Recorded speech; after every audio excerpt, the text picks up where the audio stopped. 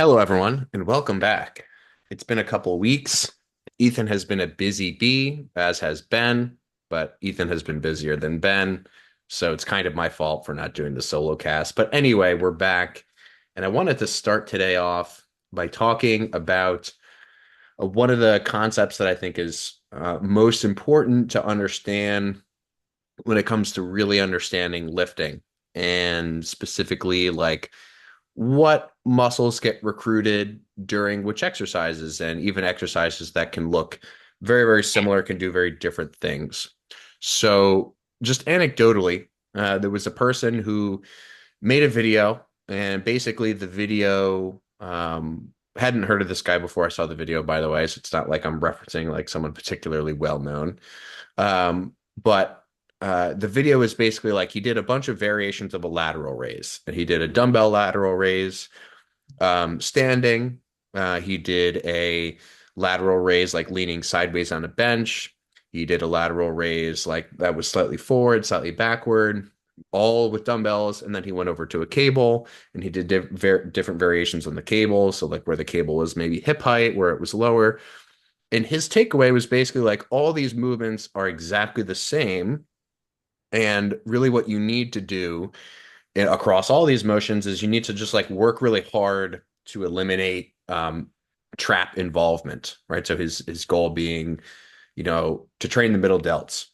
And basically, his advice was to move like more in front of the body as compared to like out to the side with your arms at your side, which in some ways it's like that's not like it's not terrible advice, but the overall conclusion I think is something to take note of, and then to point out errors in, right? So just the general idea that let's say you could use a cable on a lateral raise versus a dumbbell, and you can angle the cable, let's say, across your body, and with dumbbells, let's just say you're in a standing position.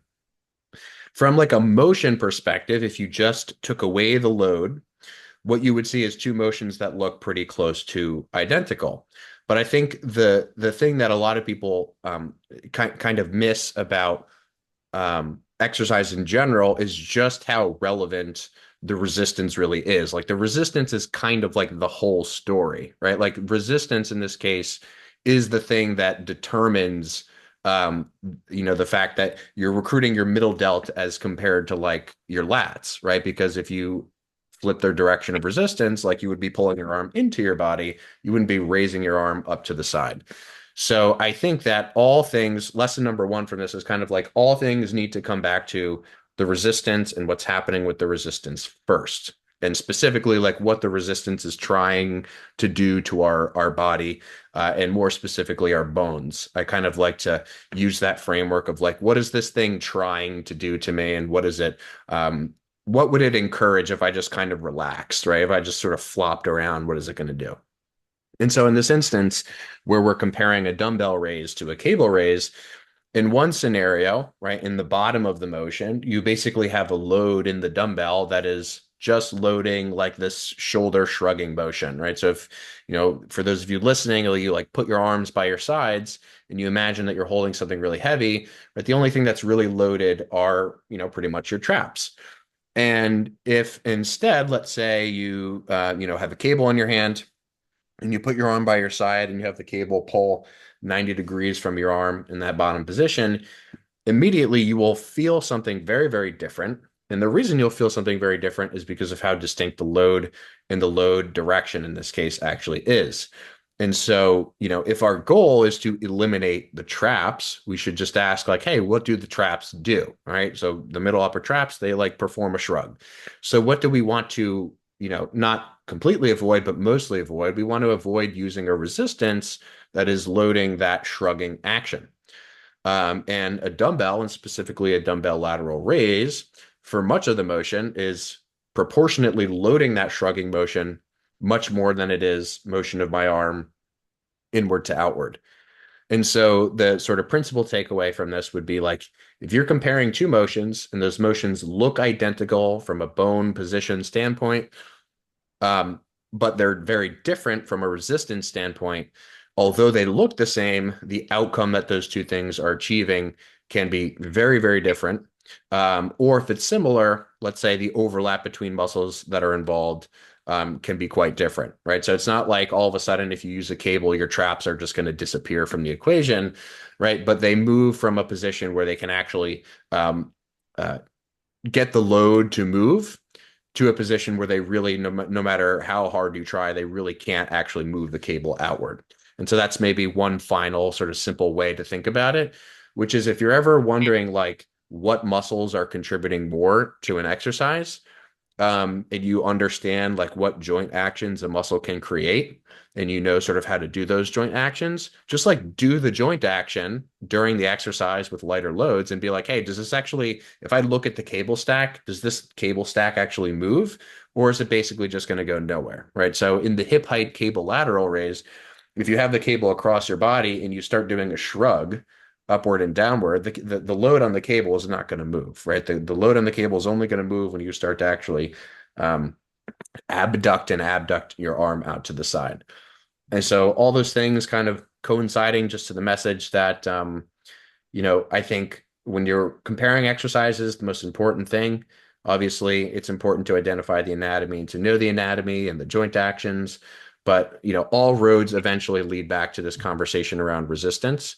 And I just think that it can't be emphasized enough, especially when we're talking about comparisons and opportunity costs between different exercises. So, did anything sort of in there stand out to you as important to highlight, or do you feel like any part of that was maybe unclear for people to kind of receive? It's probably an easy thing for people to just glaze over and assume that it's always going to be super obvious. But it just shows up so often. I think the first time we really heard this concept, it's not like it's not intuitive, but you kind of brush over and you're like, okay, yeah, this is a fundamental principle, but we all kind of know it. And then you watch in the real world just how often it comes up, and you realize, like, wow, this is the foundation right here. Hmm. So maybe just starting from some of the most obvious examples of resistance direction and working out to some more common ones.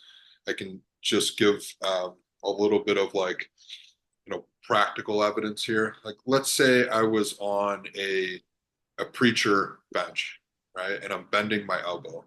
Is that pretty easy to picture? Like, I got my arms hanging over a preacher bench and I'm bending my elbow up and down, flexing and extending it. Yeah.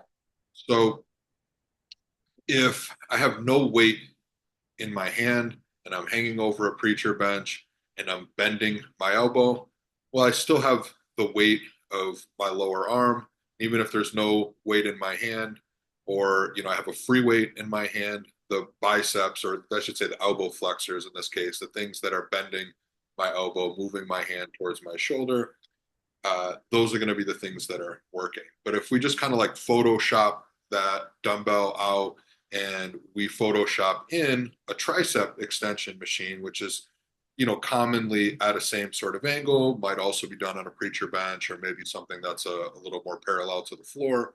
But if we Photoshop in now the tricep extension, or we put a cable behind me, and all of a sudden now I'm grabbing, a rope or a single cable, and the it's no longer a dumbbell in my hand. It's no longer gravity that is the resistance here as far as like using free weights, but I've used a pulley of some sort to sort of redirect that force. And now I'm doing the same exact action, but I've just photoshopped in this other machine. And now the muscles on the opposite side of the joint, the elbow extensors of the thing working, regardless of what direction I'm moving.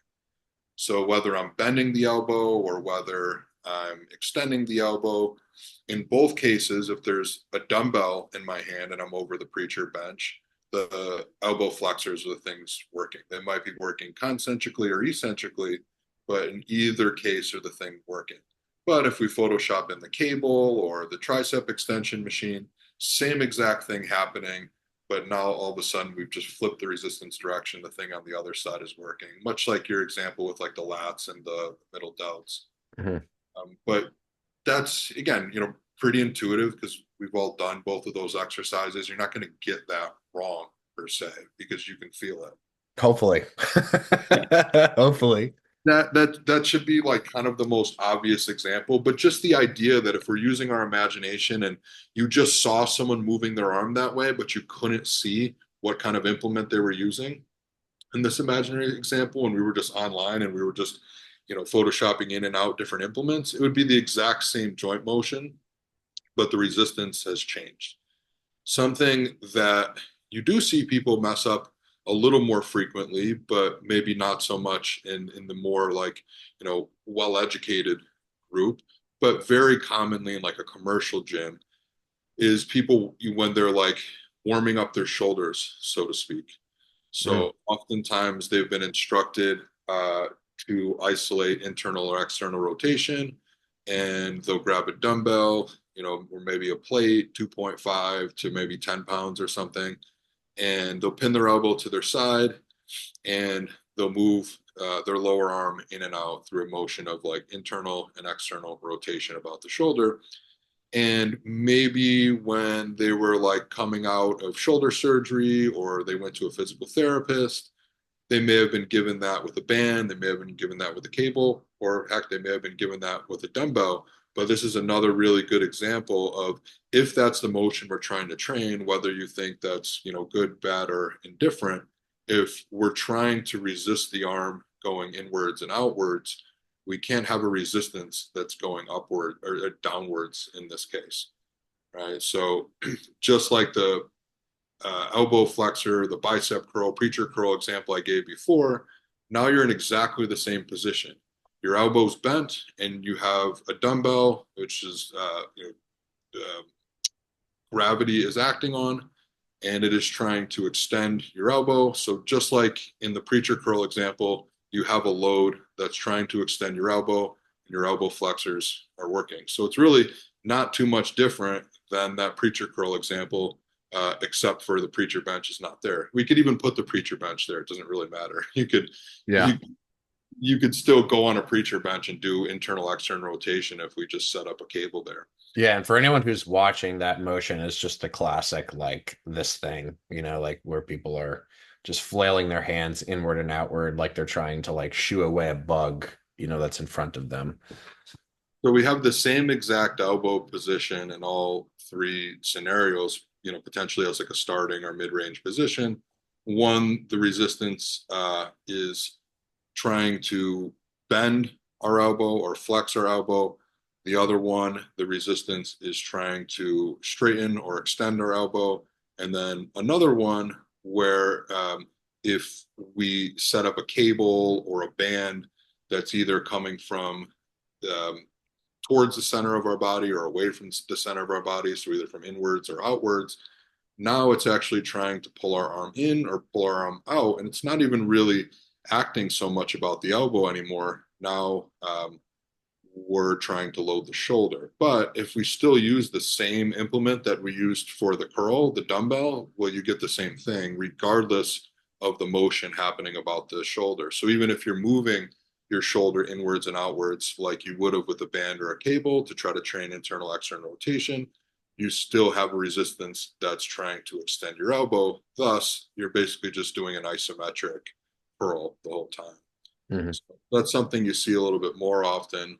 But as we get more and more nuanced and we start to talk about like, traps versus middle delts, things that maybe have overlapping functions, now we get into a lot of examples that people might actually mistake in the real world and might not be as obvious, but they all work off of that basic principle. And if you're not starting with that sort of conceptual framework, it's easy to sort of just glaze over things too quickly.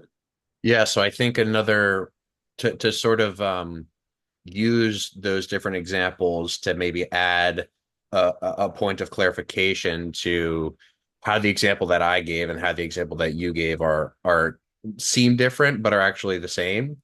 So Ethan gave a couple examples about how, like, if you're going from, doing a preacher curl to doing a triceps extension, those motions look the same, but the direction is opposite.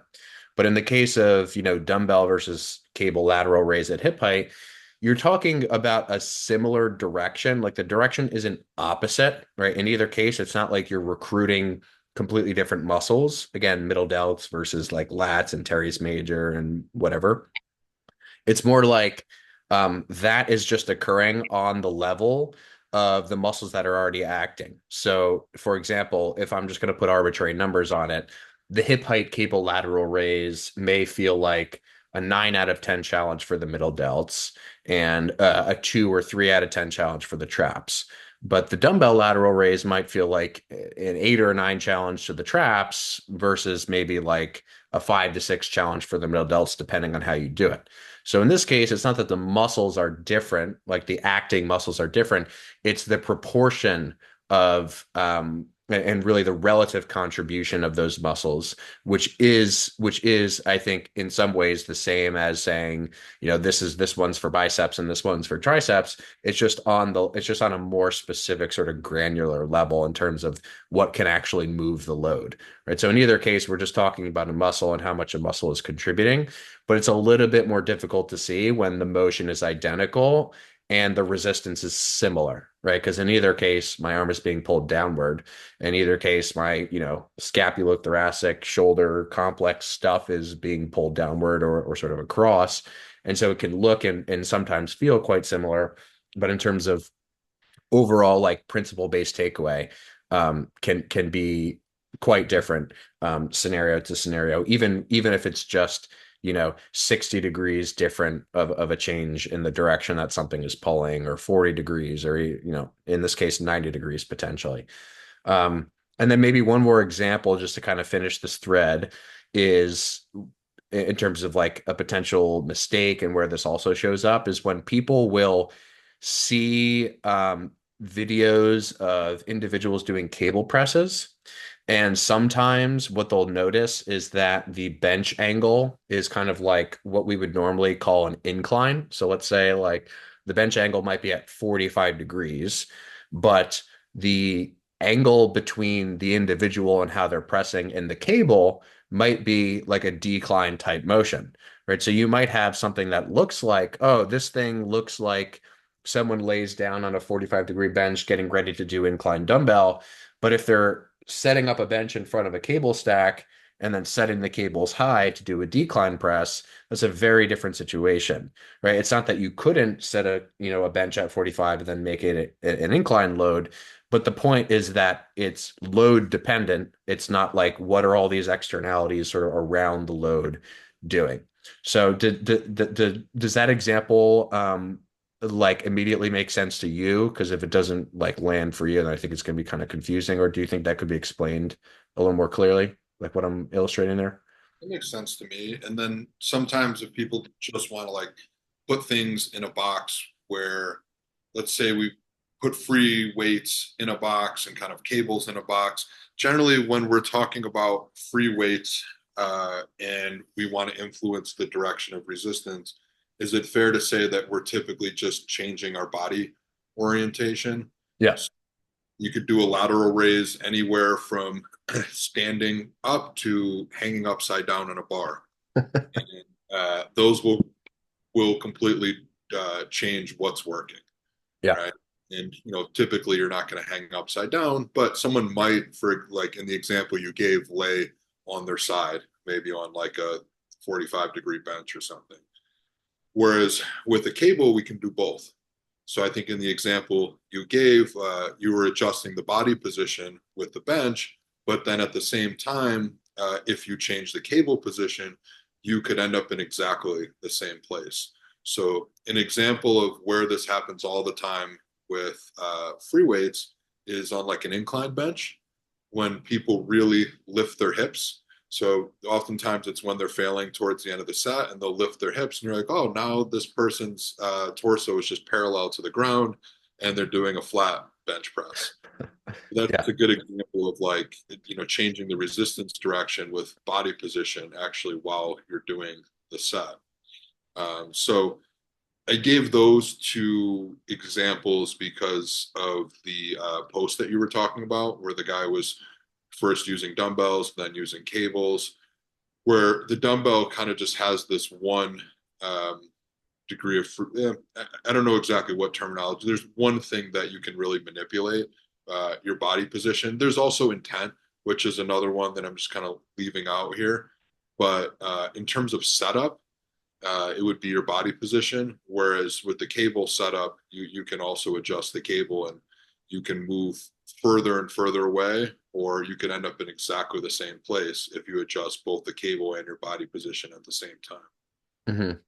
Yeah, and to the point about people turning incline into flat, I do find a lot of the time that when people perform incline barbell press, let's say, like at a 45 or a 30, the spinal extension that people create kind of turns it into this thing that is more similar to a flat press in terms of muscle stimulated. So I just for people who are listening, like spinal extending and arching the shit out of your back on an incline basically just makes the angle of the press more similar to a flat press.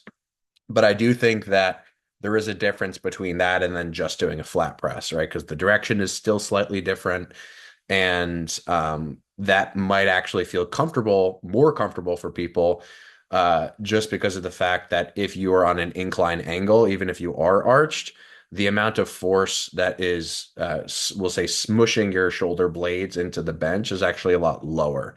So I actually think that people prefer like a flat incline hybrid to just a flat because of generally how much more comfortable that tends to be on the backside of the shoulder blades. I actually think that's something that can be pretty consequential.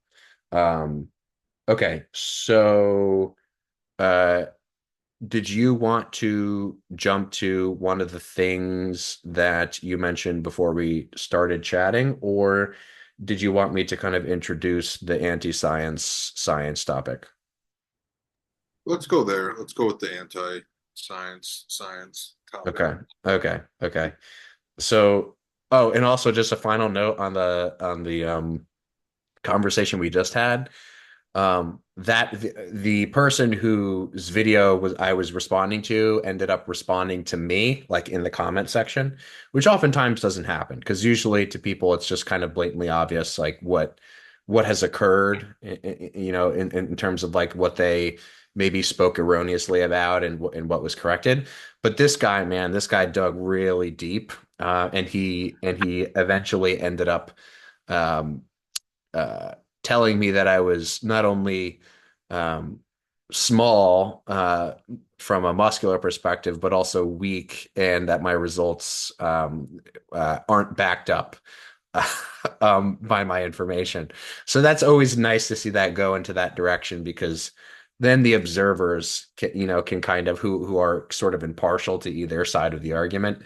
They can kind of just see sort of which people tend to lean more toward like, hey, this is let's just stick to the argument here versus, you know, this kind of ad hominem um, attack. And my favorite response to that as of late has been that um, I'm not interested in emotional exchange. That's what I say. I think So there's really one way to settle this, which is we get an ultrasound of like the upper traps and the middle delts, and we give each of you guys 6 months to see who can hypertrophy their middle delts proportionally more than their traps using any method that they choose. yeah, that's fair. Might be somewhat financially intensive, but perhaps worth it. Perhaps worth it. Okay, so many people listening will be familiar with the term or phrase science-based. You know, we have science-based influencers, we have science-based videos, we have science-based programs, science-based courses. Everything seems to be moving in this direction of science-based. And in some ways, at least on the surface, one might say, oh, you know, that's great. Like we're just simply bringing more education into the space. Like what could go wrong? Um, until I think we get to the point that we're at now, where what we're talking about really is not science based. And of course, I'm speaking generally. Of course, there are exceptions, but just this is my observation. Mostly now, I think it's fine to equate science based anything usually with some kind of energy of like anti-science rhetoric, right? So an example, this is the most common example, will be the following. Someone will make a post or they'll, be on a podcast or they'll, post a video and, the title of said piece of content might be something like, um, this strategy will, blow up this muscle or something like that, right? Something that is clickbaity, which to be honest, in general, I'm fine with the clickbait titles. I don't think that's super harmful if the content is nuanced. But usually the content subscribes to the following sort of model, which is there's a claim that's made, and then the claim is usually backed up, quote unquote, backed up by one particular study or maybe a couple studies. In exercise science, we're not really dealing with a ton of literature. We don't have a ton of evidence accrued at this point in time. Exercise science is a relatively newer field, from like a real research perspective. And so people who are sort of science based call themselves science based most often because they talk about research. That's like the most sort of, I think, commonly used strategy is people who are science based talk about research and try to simplify research. But the problem oftentimes occurs when people make what are called gross extrapolations, which are basically just claims that are made beyond what the data we currently have says. So, a good example of a gross extrapolation, one of the most common ones made now, is just to basically say that uh, you should let's say never do seated calf raises because standing calf raises are better.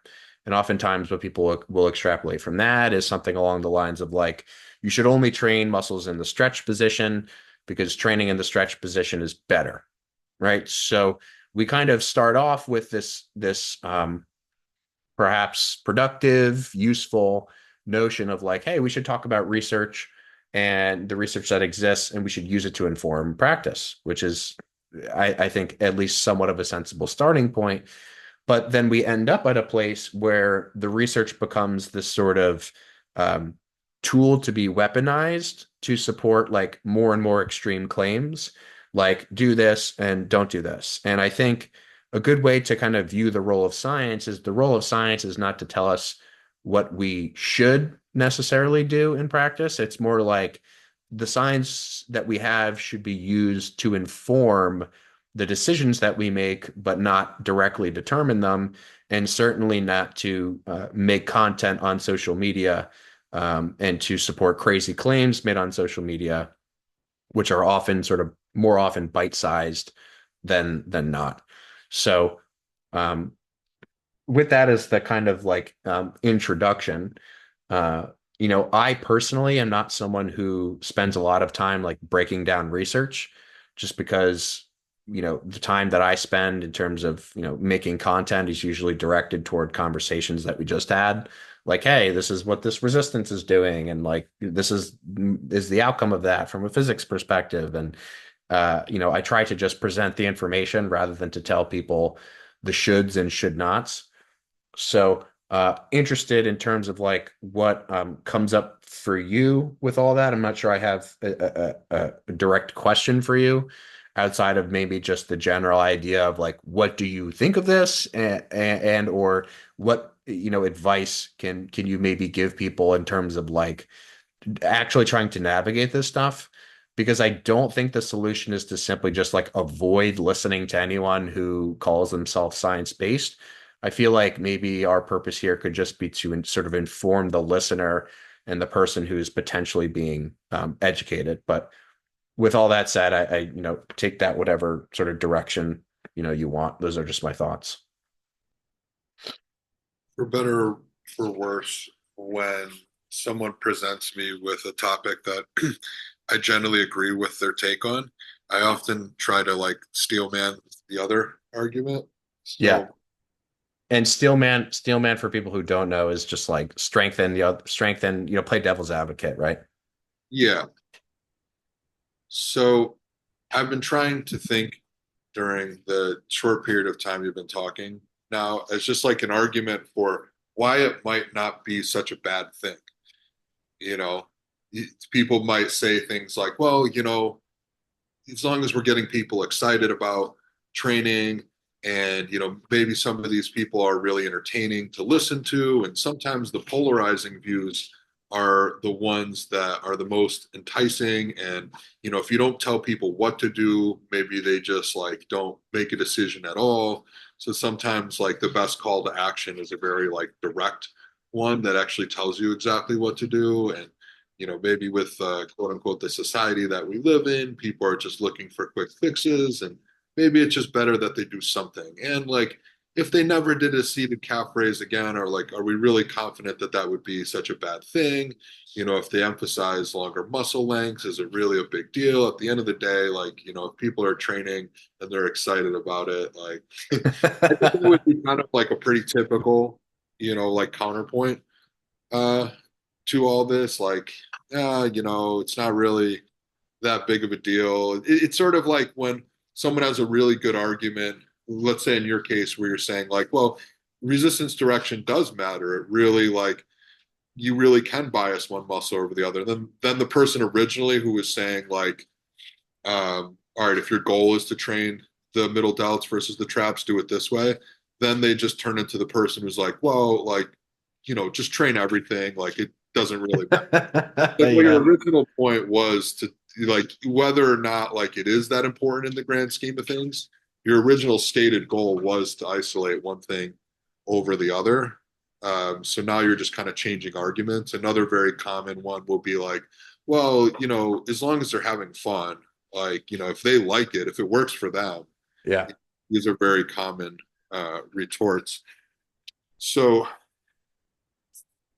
fundamentally, like, on a big scale, like, is it a huge deal? Like, are we just progressive? Like, in some cases, it's very clear on a grand scale that, like, uh, things like metabolic diseases and obesity, like, they've been tracking for a long time in a negative direction. What will be the turning points and things like that, or, even cancer, for example, things that are clearly on like a population level, uh, negative for health span, lifespan, and those are kind of the big rocks we want to influence. And then there's our little tiny niche here where it's like, okay, people want to get more jacked. And the ultimate just retort to all of this, well, it's just not that important. Like, do we really need to like fight about this stuff and be up in arms?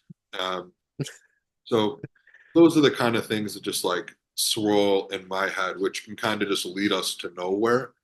So maybe I guess just starting off with like, how do we how do we frame the importance of all of this stuff when people make those sort of arguments to you, and they just say, look, like, all this stuff, these are just like the little details. I'm sure they say like they don't really make a big difference. Like the big difference, it's it's adherence, it's getting excited, like it matters more about just like behaviors over time and total volume and all this stuff. It's just sprinkles on top. Maybe just as a starting place, since I just tend to take many steps back with this sort of thing, like how do we frame the just overall importance of this to the lifter? Because I'm sure that it comes up a lot for you, and it's an easy fallback to just be like, well, as long as it gets people interested, it's never really that bad. Yeah.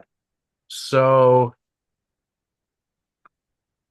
this is a really this is a really important point, like in a meta sense, right? Because it's important to figure out like how do we identify what is important. And for me, when I had this conversation with like trainers one on one, like when I'm doing consultations and stuff, sometimes it can get very nitty gritty. And just because I'm so interested in these topics, I can very easily catch myself drifting off into like no man's land territory. We're talking about like the relative amounts of like translatory and rotational forces, in particular joint positions, and I'm like, okay, we're getting away from the pot of gold here.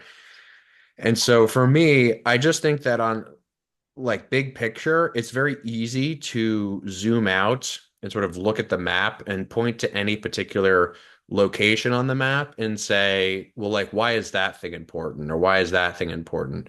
But ultimately, like the outcome of anything, to use one of your favorite words, is ultimately just this sort of like amalgamation of all these little concepts, and all these little concepts, like when you look at them on their own, seem insignificant, right? Like if you look at all the individual parts of, let's say, like a bike, you can look at this little bolt over here. You can look at, the way that this thing is welded onto the handle. You can look at each individual part and say, well, if we just like remove this or didn't pay as much attention to it, perhaps someone who understands mechanics of a bike would say otherwise, right?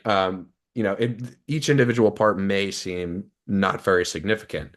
And I think it's the sort of interaction of the parts and actually being able to zoom out from the parts, which allows us to identify like the whole picture. Because I don't think anything on its own could be more important than anything else on its own. It's kind of like, okay, well, if we really understand all these things about resistance direction, but you're doing 2 sets a week for middle delt and they're both 10 reps from failure, it's like, how important is the resistance direction? And like, we can basically just find a way to make anything individually seem irrelevant by manipulating the context. So I think that from the standpoint of how important is it, it's like, well, it's at least as important as all these other things that we think are important, right? And so that can be kind of my starting point. Where I think this goes sideways is when, as in the example I just gave about me getting into the weeds describing these different like super nuanced things about the joint forces, I think eventually we can get to a point where now we're no longer talking about what we were originally. Now we're no longer talking about resistance direction or how hard we're training or how much volume we should do. Now we're talking about this thing that's like 30 miles off, into the corner, which is very confusing to sort of track back in terms of how it's actually relevant. And I think as long as we can, at least in terms of broad communication, stay away from those kinds of things where we're just losing people, not only in terms of interest, but also even if they are interested, like their actual ability to comprehend how this relates to practice. As long as something can relate directly to practice, I think it's at the level of importance of other things. And maybe just to give one more example, like it's easy to say that nutrition is the most important thing or sleep is the most important thing, but like take away either one of those and, more than likely at some point you're going to run into problems. So, I don't know if I don't think it's necessarily useful to try to measure importance, right? Because that's to some degree subjective. But I just think that I like the framing of, okay, well, this thing is at least important as the other things because it's directly consequential and it's obvious how it's consequential.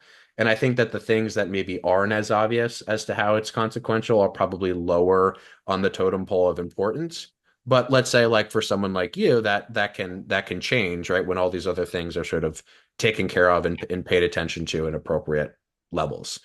So was that kind of the direction that you were hoping that was headed, or was that kind of like out of left field? No, I think it's still helpful on the level of discussing individual topics and maybe as a whole in terms of like how does someone find themselves biasing sort of the tone and direction of their content more towards entertainment, even when they're advertising something as like science or evidence-based communication. Maybe it just comes down to like what they're being rewarded for at the end of the day, and what the Mm, goal is. And maybe one way to identify um, who is communicating this content and what their goal is just kind of look at the decisions they've made along the way. Like we were talking before the podcast started about becoming an expert on a very specific subject.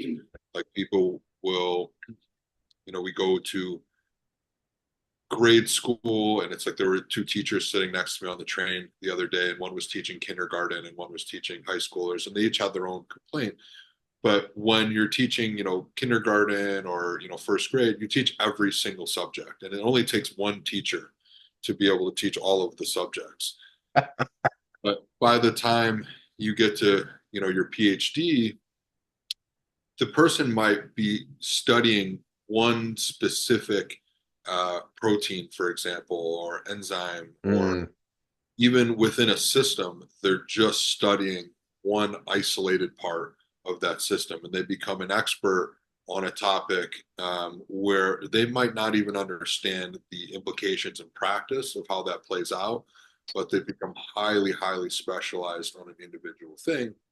And our discussion was really centered around like, is it really possible to become an expert at the highest level, like the absolute far right of the bell curve, the top in the world at what you do in several things? And my opinion was that is likely not possible just based on the amount of time that goes into it. Because if we're just talking in a relative sense and we're comparing to others, there's likely someone else who's put more time in. I think that's going to be the greatest determinant of things that aren't just purely genetically driven, that take time to accumulate.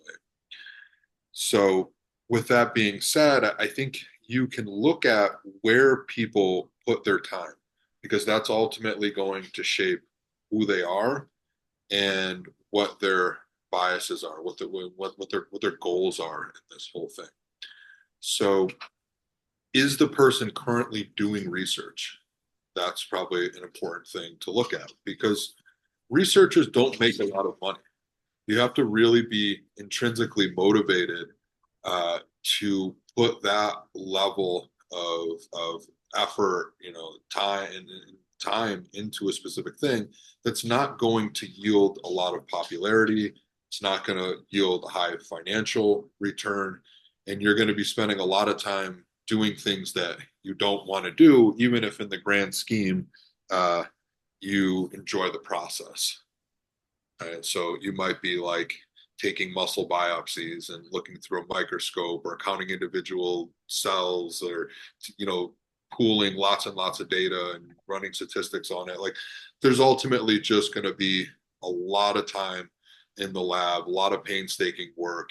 And there's not going to be this like gigantic financial or popularity reward at the end of that tunnel. So maybe that was a route to get them to where they wanted to go eventually. And now they're, you know, selling products, maybe they have different like apps, or maybe they have supplements or whatever it is that they eventually market off that. But you could ask, are they currently doing research? That probably tells you something about who they are currently as a science communicator. What are they selling? Because it takes a lot of time to run a company.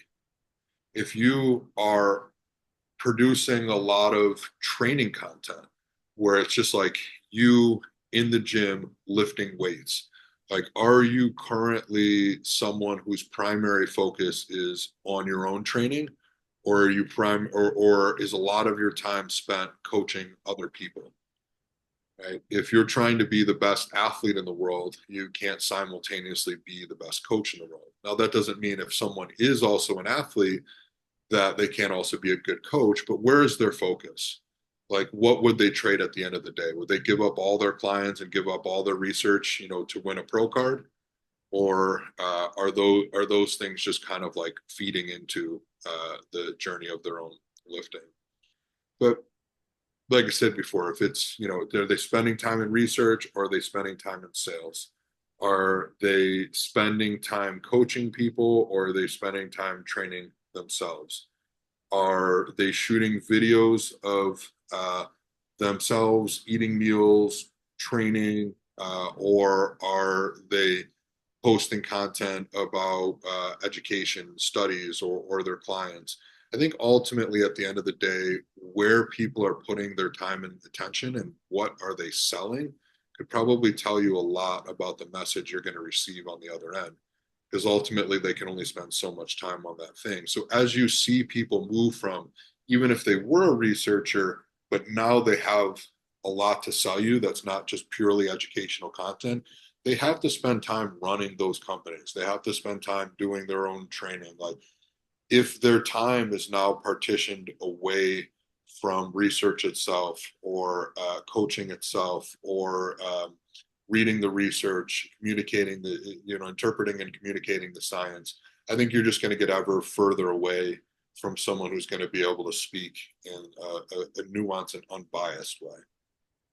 Yeah, that was really great. And the only other thing that I would add from like the content creator perspective to that is just that ultimately whenever I feel frustrated on just because of something that I'm hearing from someone else or because of a response to something that I've said or done, I just always come back to the model of paying attention to who I'm trying to speak to at the end of the day. Like any time that I have found myself frustrated for pretty much any reason related to this stuff, coming back to that question always helps me a lot because let's say, I get a really quote unquote negative response from, a video I made, whether it's YouTube, Instagram, whatever.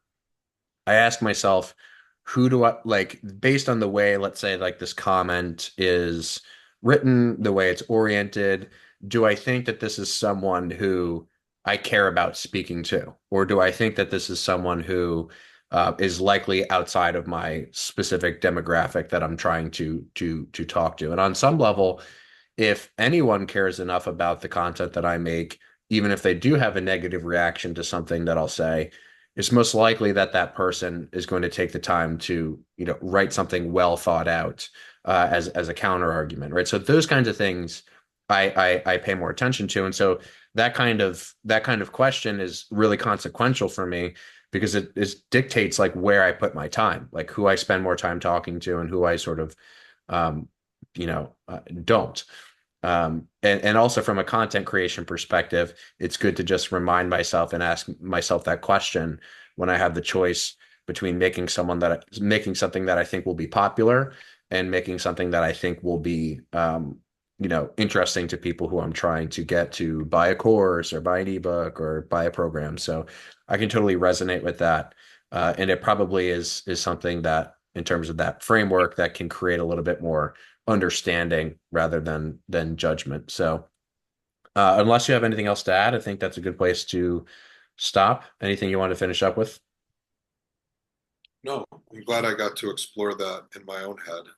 I think it's something I usually skip over those, if I'm listening to a podcast, just like I'm in the shower in the morning and I'll put on my little Bose speaker, or I'm just like, Yeah, you know, paint the picture, paint the visual for us. I'm eating a meal and I just don't have the mental capacity to like delve into something I'm going to be taking notes on or whatever. Just like when I'm listening to content that is educational, but I don't have to be highly engaged in, when I come across pieces of content that are exploring like how to how to filter information and like how to choose the right content creators, I usually skip over it because it's not particularly relevant to me.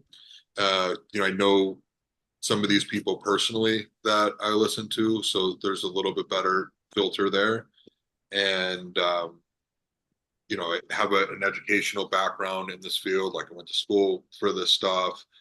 Um, I don't feel, and I'm not on social media. I don't feel like I'm going to be really prone in this field to people who are charlatans, at least, on a very, very obvious level. So it's usually a piece of content that I'll skip over because it's just not directly relevant to me. So it was interesting today to sort of delve into that and use some of the framework that we'll classically use on this podcast is just like, what's the goal? Where are they trying to get to?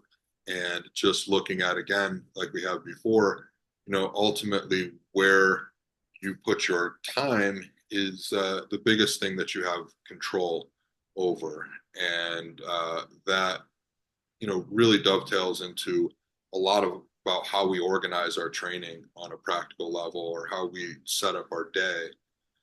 But I think those concepts can really be applied in a lot of places. And sometimes just using that framework, even in a position like this, to just identify, like, well, what is the actual goal of the person speaking to me? Where are they spending their time?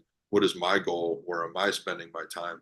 Even just as simple of concepts as that, very much like the resistance direction thing, I think are just fundamental concepts people can come back to that will help you just sort of root yourself in the right direction, or sort of orient you in the right direction, I should say, as a starting place. Yeah, and I think that the ability to return to those is what makes them continually valuable.